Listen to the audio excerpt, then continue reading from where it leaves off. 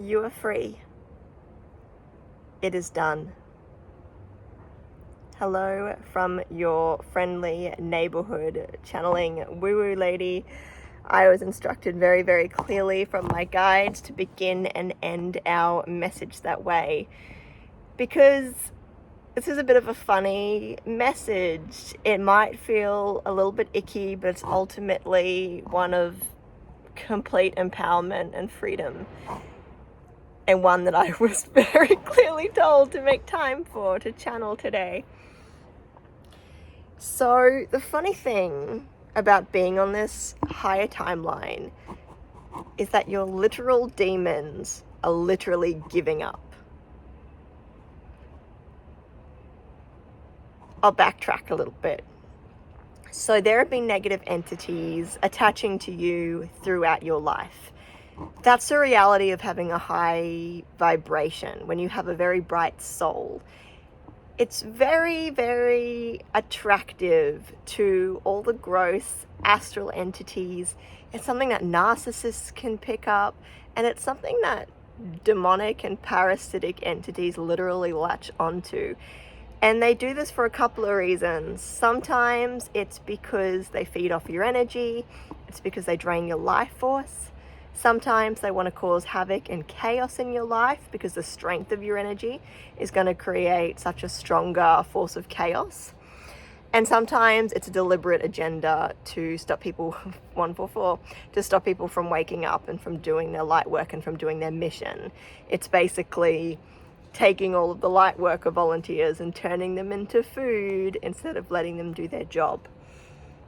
But what's been happening, hello pretty cat, what's been happening though is you keep saying no.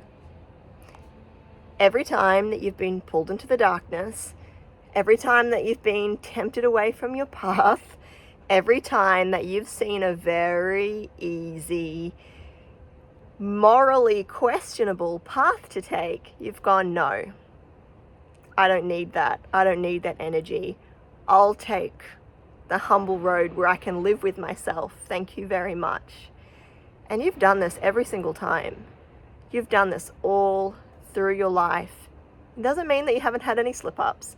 It doesn't mean that you haven't told somebody off when maybe they didn't deserve it quite to that level of intensity. It doesn't mean that you never, stuck a Mars bar down your pants as a kid or whatever, right? I meant that as a metaphor for thievery, but take it how you will. It doesn't mean that you've always been perfect, but you've been incorruptible at a soul level. And now that you keep choosing that just so consistently, and the vibration of the earth is going up, and you're connecting with all of these bright, soulful people and activating your bright, soulful self and continuing to choose paths that have the most integrity for you, those demons aren't getting anything out of you. They're literally giving up. I feel that they're holding on very lightly, that basically all you have to do is just shake them off, literally shake them off and go, no, I'm done now. Get out of my field and don't come back. And they will, because they're bored. They're bored and they're starving, and they can't hold on to your vibration anyway. Now, something I do want to clarify is a lot of people say that if you just vibrate high enough, nothing can touch you. I don't think that's necessarily so simple, because there's a lot of stuff out there that's not super nice, but which still is high vibrational. So like the astral world is a higher vibration than the 3D, and there's plenty of gross stuff there. There are fallen angels. There are battles going on at higher levels. I'm not going to pretend that it's so simple as vibrating fast makes all of your problems go away. But that's certainly at least 90% of it. Very clearly being told 90%. And you're doing it. You've done it. And so my guides have a couple of tips for you that are just going to help you shake off that last bit of energy and just be free once and for all. And the one that they keep telling me is to just keep laughing. Like, just laugh it off every single time.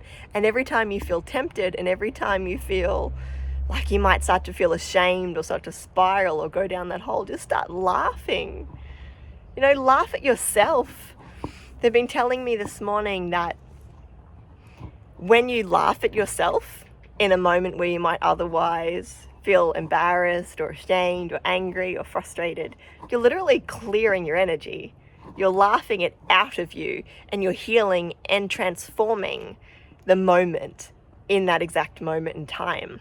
So imagine that you've gone to a job interview and you've spilled coffee all over yourself, like as you walked in the room or right before. Just like let yourself go, that is hilarious. Like, that is the best slapstick ever. And if you're like me, you will cackle until you're crying and you look like an absolute lunatic. But what's the alternative? You're going to get angry and grumpy and beat yourself up about it and let it ruin your day and then turn everybody else off you as well. Just laugh and purge it out. And that means that nothing can attach to you. When you laugh, you're creating a force field around you, like this intense fireworks energy force field. It's just like, I took this thing that could be bad and I gave myself more power. Like, I became more powerful with it, and it's coming out from inside of me, and it's beautiful and it's hilarious and it's feeding back into my aura and rejuvenating me and healing me and clearing this moment and attracting more of that fun, exciting energy to me. And so in that moment, something that could be a wound to get infected and invite in all of these gross energies actually turns into something that's just made you luckier and luckier and more abundant and more happy and loving. So laughter. Keep laughing. Just like laugh until all the demons are gone. The other thing I keep being invited to show you is this rose. So to be honest, I wasn't super clear on what this meant, but I bought myself flowers the other day because my roommate used to buy herself flowers all the time and she's super cool. And basically I thought, you know what, I'm going to buy myself flowers. And I bought myself roses because they were super cheap at the supermarket. Excuse me, I'm trying to juggle my phone a little bit here. I really got to set up a tripod or something, don't I? So I bought myself flowers. But the other thing that I've been doing is these energy meditations with Jeffrey Allen, whose name is very special to me because my dad's name was Alan Jeffries. And he talks about clearing your auric field by imagining a rose, where you basically use it to suck up the bad energy, or as like a feather duster. And then you imagine sending the rose back out to the universe. And then the job is done, right? He calls it your permission rose. So I've been doing that, and then every time I look at the roses on the table, it's a reminder that I can clean up my energy. It's a reminder that I'm protected. It's a reminder that I'm safe, and a reminder that I can love myself and treat myself. So every time, dropping stuff. Every time I see these flowers, I get this subconscious ping that basically refortifies my auric field, that protects me again and again and again, over and over and over. How cool is that? So I really recommend that you go and find something that reminds you of how powerful and protected you are, so that even if you're not repeating these practices every day or twice a day or 3 times a day, clearing your field and cutting cords, find something that will do the subconscious work for you. So I know that some of you listening will have things like daggers or swords. So you can call in that Archangel Michael energy and ask them to cut your cords and clear your field and scare away all of the negative energies and entities. You can imagine yourself doing that too. Picture your energy body scaring the gross stuff away. And then put your sword or your dagger out somewhere where you'll see it every day in this beautiful position. And every time you look at it, your subconscious mind is going to go, I'm safe, I'm protected, I'm loved, and I'm well-resourced, and I love looking at my badass sword. And you can do that with, keeping selenite out, like whatever your thing is, whatever it is that makes you feel protected and loved. The other reason why I'm really drawn to a rose is that I actually have a rose tattoo on my hip from a not so happy relationship as a teenager. And I was thinking to myself a lot lately, like, should I cover it up? Should I get it removed? What would I cover it up with? Or would that just be a way to deny the past instead of kind of embracing it and accepting and integrating it as a part of me? And since I've been meditating with a rose, I've started imagining my root chakra as a rose too.